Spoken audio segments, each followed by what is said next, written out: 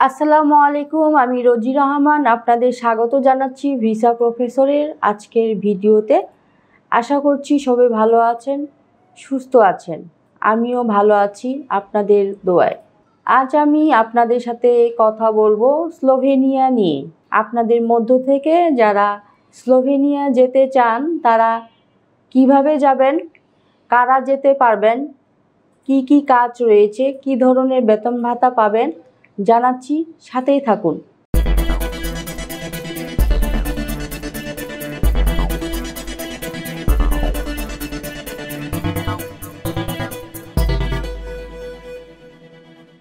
দর্শক, শুরুতেই বলেছি এই ভিডিও তাদের জন্য যারা ওয়ার্ক পারমিট ভিসা নিয়ে স্লোভেনিয়া যেতে চান। চলুন প্রথমেই দেখে আসি কেমন দেশ এই স্লোভেনিয়া। মধ্য ইউরোপের দেশ স্লোভেনিয়ার প্রাতিষ্ঠানিক নাম দ্য রিপাবলিক অব স্লোভেনিয়া। এর পশ্চিমে রয়েছে ইতালি, উত্তরে অস্ট্রিয়া, উত্তর পূর্বে হাঙ্গেরি, দক্ষিণ পূর্বে ক্রোয়েশিয়া এবং দক্ষিণ পশ্চিমে আড্রিয়াটিক সাগর। স্লোভেনিয়া পাহাড় ও বন সমৃদ্ধ একটি দেশ। মোট আয়তন 20,771 বর্গ কিলোমিটার এবং জনসংখ্যা 2.1 মিলিয়ন। এর আগে এটি ছিল যুগোস্লাভিয়ার একটি অংশ। 1991 সালের 25 জুন সর্বপ্রথম কোনো রাষ্ট্র হিসেবে স্লোভেনিয়া যুগোস্লাভিয়ার জোট থেকে বের হয়ে আসে এবং নিজেদের স্বাধীন ও সার্বভৌম রাষ্ট্র হিসেবে ঘোষণা করে। তাদের বেশিরভাগ স্লোভেনিজ জাতিভুক্ত। স্লোভেনিয়ার আবহাওয়া প্রধানত উপমহাদেশীয়। লুবলিয়ানা দেশটির রাজধানী ও সর্ববৃহৎ শহর। 2002 সালে জরিপ মতে স্লোভেনিয়া মুসলমানের সংখ্যা 47,824, যা মোট জনসংখ্যার শতকরা 2.4 ভাগ। দর্শক, আমরা দেখলাম কতটা চমৎকার দেশ এই স্লোভেনিয়া। এবার আমরা যেটি জানব সেটি হচ্ছে কারা যেতে পারবেন। দর্শক, আমরা দেখলাম কতটা চমৎকার দেশ এই স্লোভেনিয়া। এবার আমরা যেটি জানব সেটি হচ্ছে এদেশে আমাদের জন্য সাধারণত কি কি কাজে যোগদানের সুযোগ রয়েছে। চলুন জেনে আসি আরেকটি ভিডিও প্রতিবেদন থেকে।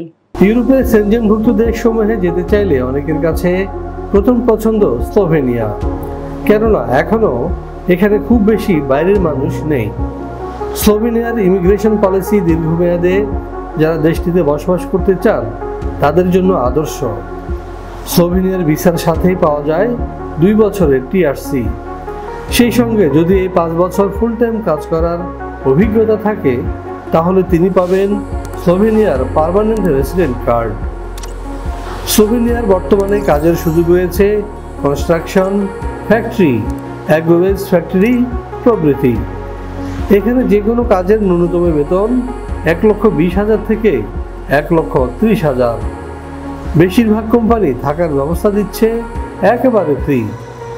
কোনো কোনো কোম্পানি দিচ্ছে ফুড অ্যালাউন্স। এছাড়াও পাওয়া যাবে স্লোভেনিয়ার শ্রম আইন অনুযায়ী সুযোগ সুবিধা। দর্শক, আমরা জানলাম কি কি কাজ রয়েছে স্লোভেনিয়ায়।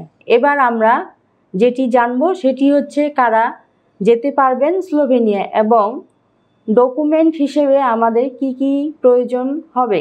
চলুন দেখে আসি আরেকটি প্রতিবেদন। 18 থেকে 45 বছর বয়সী যে কোনো বাংলাদেশি নাগরিক যেতে পারবেন স্লোভেনিয়ায়, তবে তিনি হবেন অপরাধমুক্ত এবং সুস্বাস্থ্যের অধিকারী। স্লোভেনিয়ার ওয়ার্ক পারমিট ভিসা পেতে আপনার প্রয়োজন হবে ছবি, পাসপোর্ট, এনআইডি, জন্ম নিবন্ধন, শিক্ষাগত যোগ্যতা সনদ, কাজের অভিজ্ঞতা সনদ, সিভি অথবা বায়োডাটা।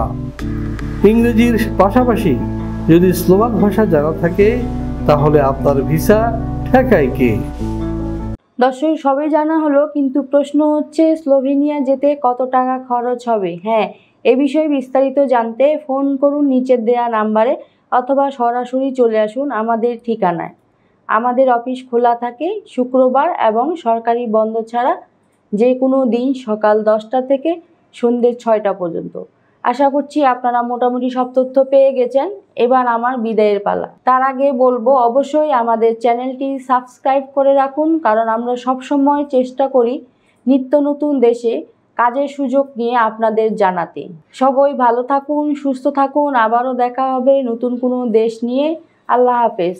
ভিসা প্রফেসরে ফাইল জমা দিতে ফোন করুন 09666912045 অথবা 01735733080 অথবা 01735724716 অথবা 013127111252 এবং ইমেল করতে পারেন visaprofessor2023@gmail.com।